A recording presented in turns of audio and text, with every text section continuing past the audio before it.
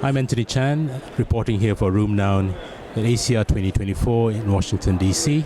I've been going around looking at posters this morning, and I came across an interesting poster that I want to share with you. I think it's interesting because it talks about people having psoriatic arthritis before psoriasis. This is poster 2328.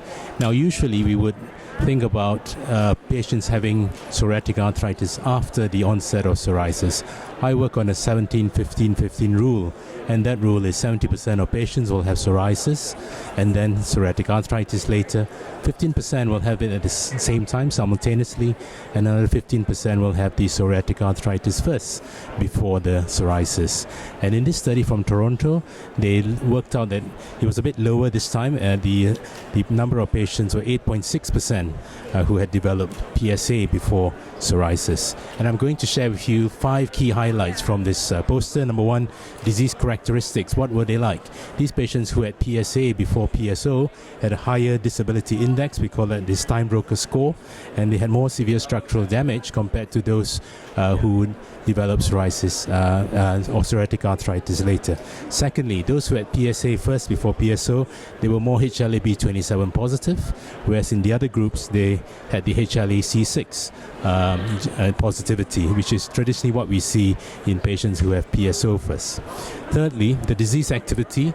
They looked at both groups, those who had developed PsA first and those who developed PsO first, and found that the mean swollen joint count was equal, no significant difference between the two groups. Number 4, they had looked at radiographic progression, and those who had developed PsA first had a higher risk of faster radiographic progression.